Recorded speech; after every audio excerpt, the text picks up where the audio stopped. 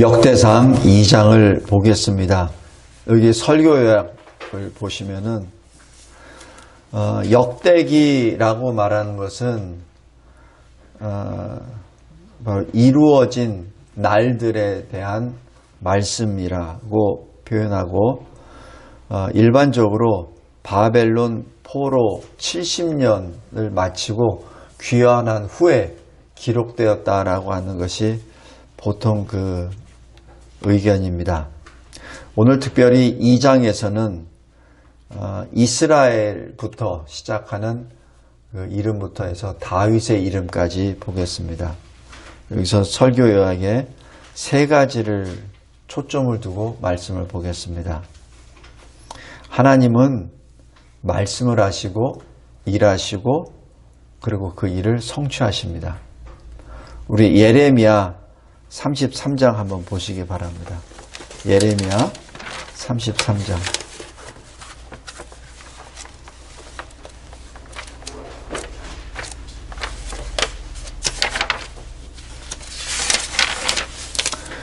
예레미야 33장 2절 보면 이를 행하신 여호와 그것을 만들며 성취하시는 여호와 이렇게 나옵니다.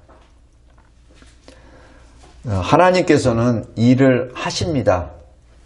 말씀만 하시는 분이 아니라 일을 하십니다. 그리고 이 일을 성취하십니다. 그분이 우리의 하나님이십니다. 창세기 1장에서도 말씀을 하시고 일을 하시죠. 그리고 그 말씀이 이제는 이 신약을 여시면서 육신이 되어 이 세상에 오신 것이 예수 그리스도이십니다. 그래서 말씀의 실제는 성자 하나님 예수 그리스도이시죠. 그래서 이 구약 시대에 말씀으로 일을 하시다가 그 말씀이 이 세상에 오셔서 신약을 여십니다.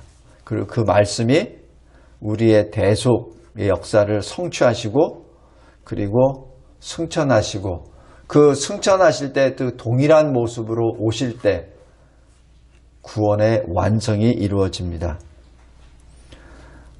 창세기 28장 14절에 이스라엘, 야곱이죠. 야곱이 형 에서를 속이고 위협을 받아 도망갈 때 그때 하나님께서 계시해 주신 그 현장에서 주신 말씀입니다. 돌베개를 베고 자고 있던 야곱에게 꿈속에서 환상으로 이 사닥다리 계단 하늘과 땅을 연결하는 그 계시를 보여주시고 하늘에서 하나님께서 말씀하시죠. 내 자손이 땅의 티끌같이 되어 내가 서쪽과 동쪽과 북쪽과 남쪽으로 퍼져나갈지며 땅의 모든 족속이 너와 내 자손으로 말미암아 복을 받으리라.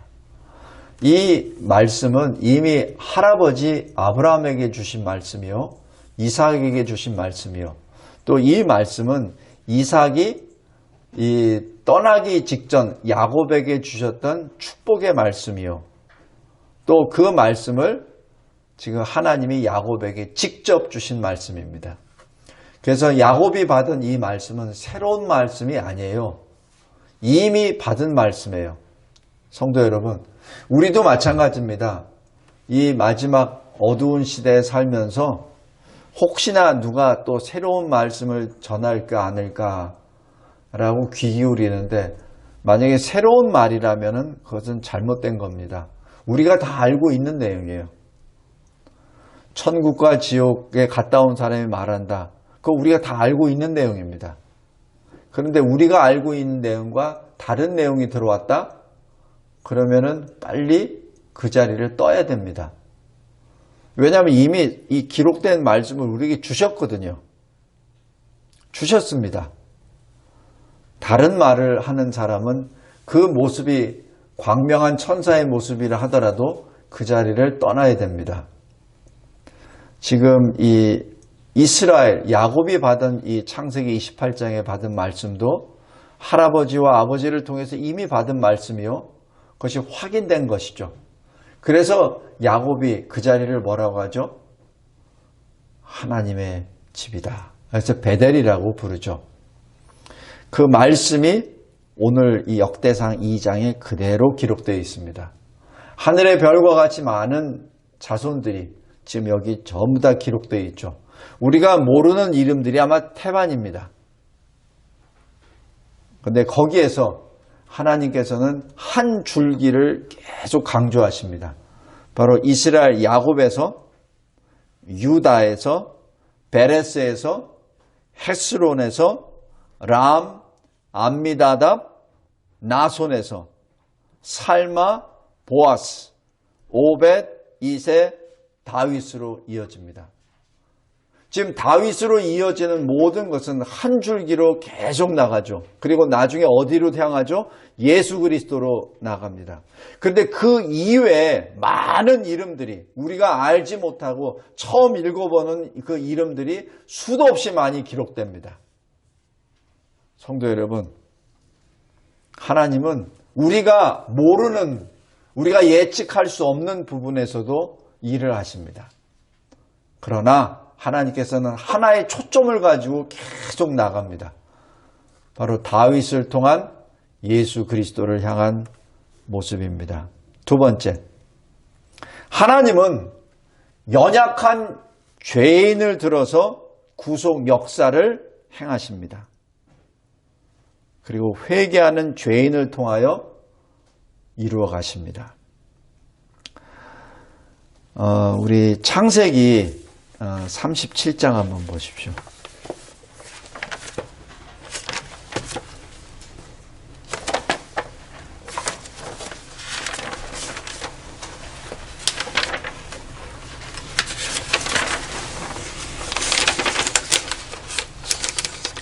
창세기 37장 보면은 굉장히 좀 슬픈 이야기가 나옵니다. 아버지 야곱이 사랑하는 요셉을 형들이 팔아 넘기는 것을 하죠.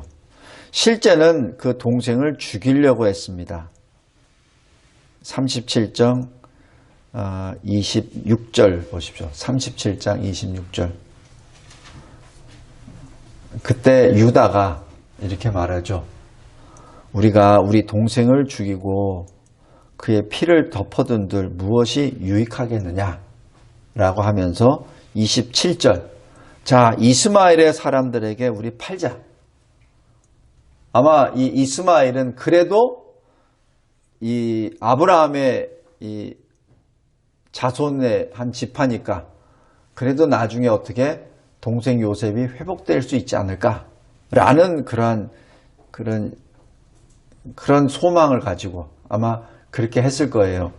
그런데 실은 나타난 것은 28절에 미디안 사람입니다. 그리고 요셉을 팔죠. 그리고 이 요셉을 애굽으로 또 넘어가게 됩니다. 근데 여기서 이 유다의 이 마음을 한번 읽어보고자 합니다. 여러분이 만약에 유다라고 하면은 어떻게 하겠습니까? 비록 얄밉지만 내 동생이잖아요. 비록 이 배다른 형제지만 내 동생이잖아요. 살린다는 목적으로 팔았어요. 그래놓고 나중에 아버지에게는 짐승에게 먹혔다라고 말을 하죠. 거짓말을 했죠. 그럼 그 늙은 아버지가 어떻게 했겠습니까? 뻔하죠. 성도 여러분, 그리고 38장 1절로 들어갑니다. 그래서 이 37장에 이 요셉을 팔고 난 다음에 38장 1절에 이 유다가 이렇게 표현합니다. 그 후에 유다가 자기 형제들로부터 떠나 이렇게 나옵니다. 더 이상 자기 형제들을 볼 수 없는 거죠. 공범이잖아요. 그리고 아버지는 살아계시는데 그 매일매일 보는 아버지 얼굴 앞에서, 그 슬퍼하는 아버지 앞에서 어떻게 하겠습니까? 그죠? 그래서 이 37장과 38장 1절에는 굉장히 깊은 회한이 있을 것이라고 봅니다. 그래서 유다는 거기서 도저히 못 있어서 거기를 떠납니다. 그래서 아버지를 떠났다는 말을 안 하고 형제들을 떠났다라고 표현합니다. 그리고 어떻게 하죠? 내려가서. 이 내려간다는 표현이 지리적으로 내려간다는 표현도 되지만 영적으로 쇠락해져 라고도 표현도 됩니다. 어디로 갔죠? 가나안으로 가서 가나안 여인과 결혼을 하게 됩니다. 그리고 결혼한 다음에 세 아들을 낳죠. 근데 첫 아들과 둘째 아들을 잃죠. 여기서는 표현을 여호와 보시기에 악했다 라고 해서 여호와께서 죽이셨다 이렇게 표현합니다. 이 유다가 그래도 첫 아들보다는, 그리고 둘째, 셋째 그 세 사람보다는 나은 사람이에요. 그럼에도 불구하고 지금 이 넷째 아들 유다는 완전히 영적으로 추락한 상태에 살고 있고, 그리고 하나님으로부터 사실 징계를 받죠. 그 아들까지도 자기가 비록 아버지 형제들을 떠났지만 하나님을 늘 마음에 둔 사람이기에 자기 첫아들 이름을 엘이라고 질렀어요. 엘이 뭐예요? 엘로힘의 준말이잖아요. 그래서 하나님을 늘 마음에 두고 하나님 앞에 무거운 마음을 지고 자기 아들을 엘이라고 지었는데 그 엘마저 하나님 보시기에 악해서 하나님이 죽이셨다고 기록합니다. 둘째 아들 오난도 마찬가지 불순종으로 또 죽게 되죠. 그러자 또 슬픈 이야기가 또 나옵니다. 자기 며느리 다말이 자기를 또 속이죠. 그리고 난 다음에 다말을 이 간음죄로 죽이려고 하던 현장에서 바로 다말의 몸을 섞은 사람이 자기 자신이라는 걸 깨닫게 되죠.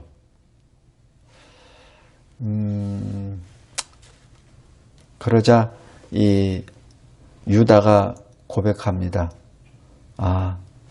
내가 잘못했다. 내 죄다. 라고 고백하고 그 쌍둥이를 자기 아들로 인정하게 됩니다. 반면에 이 요셉은 어떻죠? 요셉은 애굽으로 팔려가서 보디발의 종으로 살다가 모함으로 또 감옥에 들어가고, 그 다음에 거기서 또 겪다가 나중에 30세가 되어서 요셉의 총리가 되죠. 그러니까 17세에 팔려가서 30세에 총리가 되니까 13년, 그죠? 그 다음에 이 형들과 만날 때는 9년 후에 만납니다. 총리가 된 다음. 왜냐하면 풍년 7년 지나고 흉년 2년이 지난 다음에 형제들을 만나니까. 그러니까 9년이죠. 그러니까 대략 몇 년이죠? 22년입니다.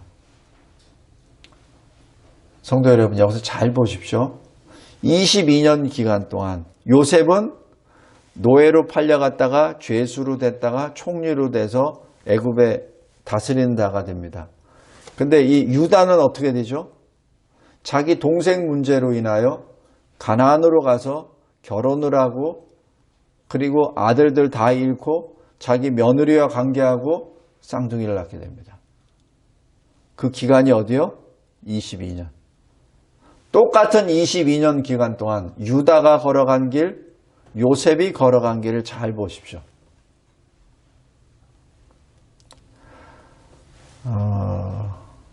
그리고 요셉을 만났을 때 요셉이 하나님의 말씀을 전하죠.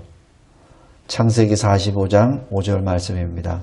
하나님이 생명을 구원하시려고 나를 형들보다 먼저 보내셨습니다. 이렇게 고백합니다.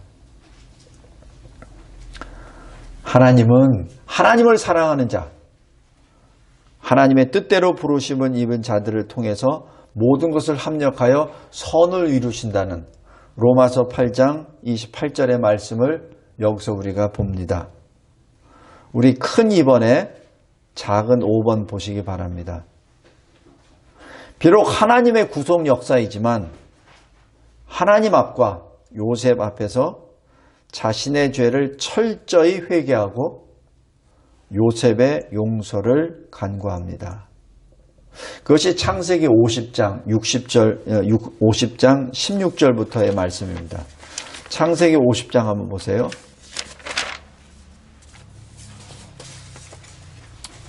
아버지 야곱이 이스라엘이 죽고 난 다음에 형들이 요셉에게 달려와서 이렇게 말합니다. 16절. 당신의 아버지가 돌아가시기 전에. 저는 이게 창세기 이 본문을 계속해서 묵상하고 또 같이 성경 공부하면서 왜 당신의 아버지라고 했을까? 그래서 여러 가지 이게 막 반복이 됐었어요. 아, 이 사람들이, 형들이 얼마나 비굴하면은 하나님 아버지를 우리 아버지라고 표현 못하고 요셉 당신의 아버지라고 표현했을까라고 했었는데 어젯밤에 이렇게 다시 묵상해 보니까 이런 생각이 들더라고요. 우리가 야곱을 우리 아버지라고 부를 자격이 없어.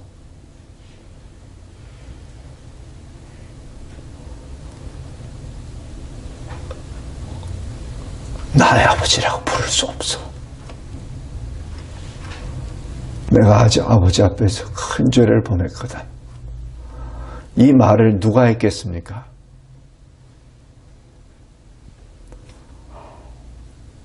형들이 다 한꺼번에 아니라고 봐요. 유다가 했을 겁니다. 왜냐하면 르우벤과 시므이와 레위는 더 이상 그 자리에서 말을 할 수 없어요. 그 당시에 장자는 유다였습니다. 유다가 말합니다. 야곱을 감히 내 아버지라고 부를 수 없어. 요셉, 당신의 아버지가 라고 하면서 이 요셉에게 이 죄를 구했을 겁니다. 그리고 17절에 처음에는 제가 왜 당신의 아버지 하나님 종들인 우리 죄를 이제 용서하소서라고 했을까?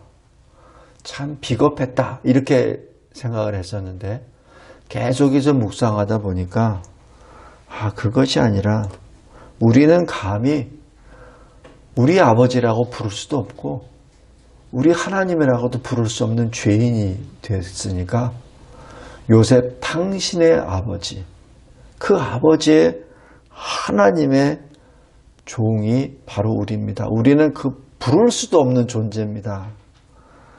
그러니 이제 우리 죄를 용서하소서. 아주 처절하게 요셉 앞에 용서함을 구합니다. 그래서 어젯밤에 계속 이 말씀을 가지고 계속 하다 보니까 이 여우다의 마음을 조금이나마 이해할 수 있게 되었습니다. 성도 여러분, 우리가 언뜻 보면은 내가 누구한테 도움을 받았어요? 그러면 보통 소위 하나님을 신실하게 믿는 사람들이 잘못할 경우가 있는데 뭐냐면은 하나님이 저 사람을 통해서 나에게 베푸신 거야. 그러니까 나는 하나님한테 감사합니다 하면 돼. 이렇게만 생각해요. 그래서 그 준 사람에 대해서는 노 코멘트. 왜냐하면 하나님이 나를 주신 거니까. 그래서 그냥 하나님께 감사. 그리고 그 사람에게는 어떻게 해요? 아주 믿음이 당당한 사람처럼 하나님이 당신을 사용하셨습니다. 하나님이 당신을 선한 도구로 사용하셨습니다. 그리고 그에게 땡큐를 안 합니다. 또 내가 누구에게 잘못을 했어요. 근데 로마서 8장 28절을 들먹이죠. 하나님을 사랑하는 자, 하나님의 뜻대로 택함을 받은 자를 위해서 하나님은 모든 것을 합력하여 선을 이루십니다. 할렐루야. 딱 해놓고 내가 잘못해놓고 그 상대에게 잘못했다는 얘기 안 합니다. 왜냐하면 하나님이 모든 것을 합력하여 선을 이루셨으니까, 내가 행한 악도 선을 이루셨으니까 할렐루야 아멘 이럽니다. 그래놓고 그 사람에게 잘못했습니다. 용서도 안 구합니다. 그게 맞나요? 그게 맞습니까? 성도 여러분, 그건 잘못된 겁니다. 내가 잘못했으면 잘못했다고 용서를 구해야 돼요. 물론 하나님 앞에 범죄한 것에 대해서 하나님 앞에 회개해야 되지만은 그 사람에게 잘못한 것은 사람에게 잘못했다고 회개해야 됩니다. 누구에게 도움을 받았다면 하나님을 통해서 하나님으로부터 받은 거라고 믿는다면 믿는 만큼 더더욱이나 그 사람에게 고맙다고 표현을 해야 됩니다.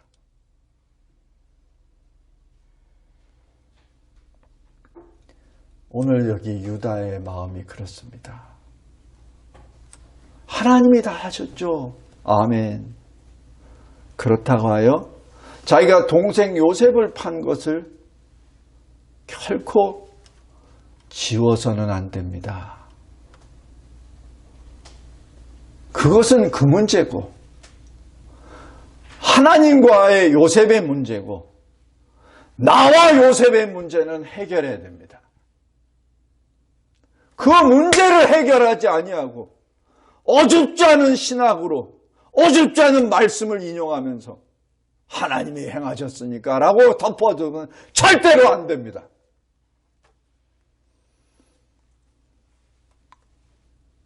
유다, 분명히 요셉이 말했어요. 45장에 이미 얘기했어요.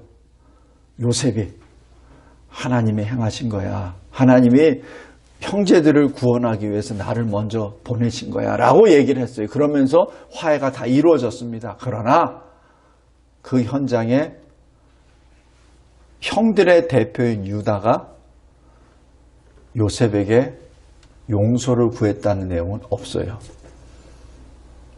아마 그 문제가 계속해서 유다를 눌렀을 겁니다. 야곱이 애굽에 와서 몇 년 동안 살았죠? 17년입니다. 17년 동안 그 무거운 짐을 유다는 짊어지고 있다가 아버지 야곱이 죽고 난 다음 요셉에게 엎드려 이 용서를 구합니다.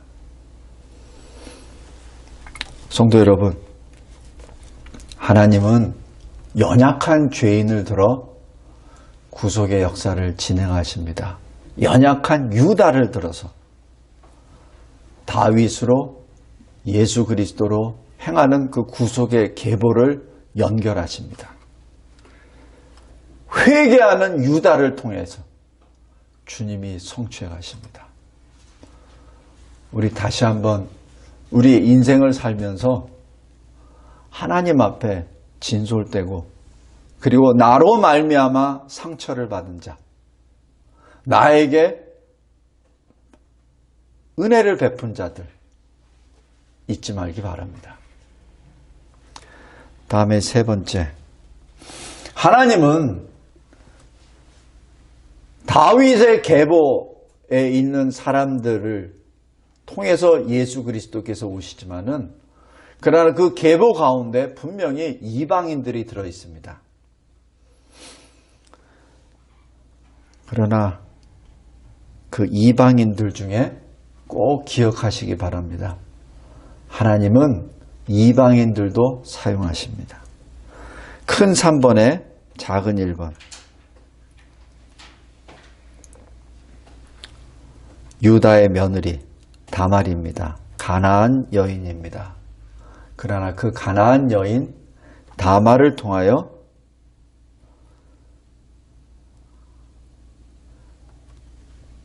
이 다윗의 족보가 연결이 되죠. 그것이 여기 베레스입니다. 오늘 역대상 2장의 4절입니다. 그리고 여기 34절, 35절 한번 보시기 바랍니다. 34절에 세사는 아들이 없고 딸뿐이라 그에게 야르하라는 애굽종이 있으므로 세산이 딸을 그 종 야르하에게 주어 아내를 삼게 하였더니 그가 그로 말미암아 앗대를 낳고라고 기록합니다. 그래서 야르하는 애굽 사람이죠. 근데 야르하가 계보를 연결하게 됩니다. 여기서 보통 여기에 기록을 왜 이렇게 기록했습니까? 이 야르하가 유대교로 개종한 것이죠. 하나님의 백성으로 서원을 하고 들어왔다고 여기서 기록합니다. 그러지 않을 때는 여기서 기록이 안 돼요. 그래서 우리 에스라나 느헤미야에서 이방인들과 결혼한 제사장들 다 이혼하죠. 다 이혼하고 다 내쫓잖아요. 근데 그 근거가 왜 쫓냐면은 이스라엘로 안 들어오니까. 신앙 고백을 안 하니까 내쫓는 겁니다. 신앙 고백을 하면 들어와요. 근데 보통 우리가 보면은 너무 잔인하다 이렇게 표현하잖아요. 그죠? 어떻게 결혼해서 자식까지 낳는데 이혼시키느냐 이렇게 나옵니다. 근데 이유는 거기서 하나님의 백성으로 신앙 고백을 안 하기 때문에 나가는 겁니다. 여기서 야르하는 애굽 사람이지만 하나님의 백성으로 신앙 고백을 하고 그리고 그 계보가 연결됩니다. 그 다음에 작은 3번 살몬입니다. 여기 어디에 나오죠? 11절 나소는 살마를 낳고 여기서 살마라고 표현하는데 마태복음 1장 5절에서 6절에 보는 살몬이라고 기록되어 있습니다. 동일 인물입니다. 그래서 나소는 살몬을 낳고 살마는 보아스를 낳고 보아스는 누구랑 결혼하죠? 룻과 결혼하죠. 모압 여인. 그래서 룻기에 나오는 바로 룻이 모압 여인이 보아스를 만나서 결혼해서 오벳을 낳고 오벳은 이새를 낳고 이새는 다윗을 낳습니다. 근데 여기 살몬은 누구랑 결혼하죠? 바로 여리고성의 기생 라합과 결혼합니다. 이 라합은 기생입니다. 이방 여인입니다. 그러나 신앙 고백으로 이스라엘로 들어오죠. 그래서 하나님께서는 이방 여인 라합을 통해서 그리고 룻을 통해서 다윗의 계보를 이어가게 합니다. 대신에 두려운 말씀이지만 유다의 첫 아들 엘은 하나님 앞에 보시기에 악을 행하여 하나님이 죽이십니다. 그죠? 그 다음에 7절 보십시오. 아갈이 나옵니다. 아갈은 누구죠? 여리고성에 좋은 것을 취하다가 아갈 골짜기를 만들게 된 장본인이죠. 그 아갈은 유다 자손입니다. 성도 여러분, 아무리 유다가 다윗의 계보, 그리스도의 계보와 연결된다 하더라도 그 가운데 하나님 보시기에 악한 행위를 할 때는 어떻게 되죠? 심판을 받습니다.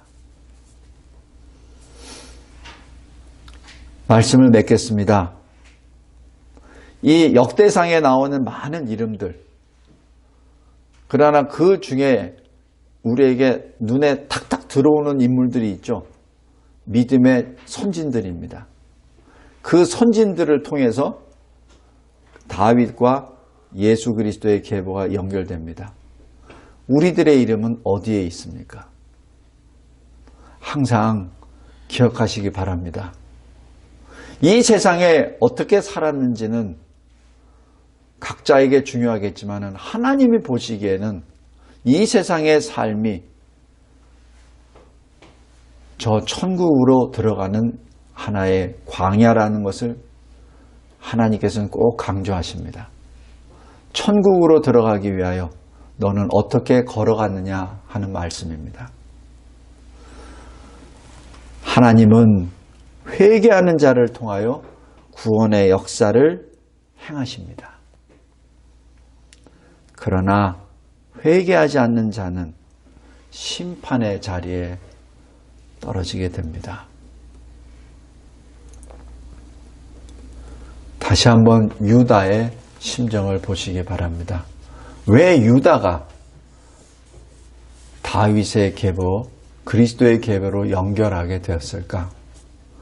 하나님의 절대 주권적인 예정과 작정이라고 하는 그러한 커다란 그림으로 인해서 그냥 나의 신앙과는 관계없어 하나님이 마음대로 정하신 거야 라고 하는 것은 절대적으로 신학의 오류입니다.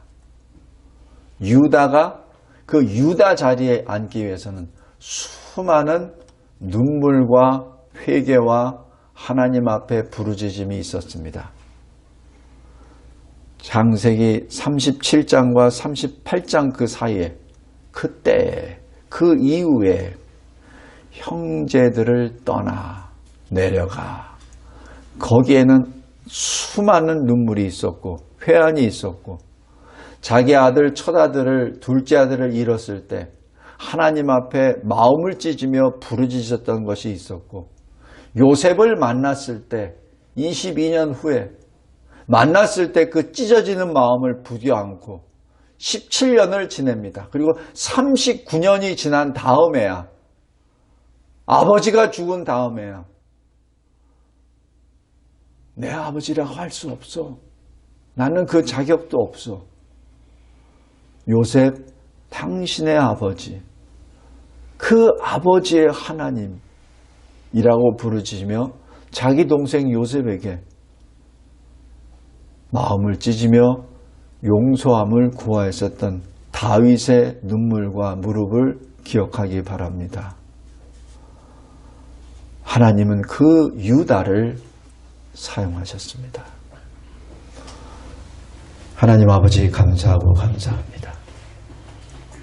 하나님께서 저희들에게 주신 이 말씀이 늘 우리의 마음을 찢습니다. 우리의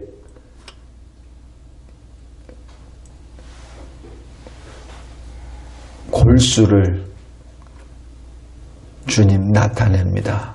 우리의 연약과 우리의 부족함을 들추어내십니다. 하나님 감사합니다. 우리를 다시 회복시키시기 위하여 들추어내 주심을 감사합니다. 하나님 앞에 늘 진솔한 마음으로 서게 하여 주옵소서. 하나님께서 행하시는 놀라운 그 구속의 역사에 선한 그릇으로 사용하여 주옵소서. 많은 눈물을 흘리게 하옵소서. 쉬지 말고 기도하게 하여 주옵소서. 그리고 그 말씀대로 행하는 우리가 되게 하옵소서. 우리 주 예수 그리스도의 이름으로 기도드렸나이다. 아멘.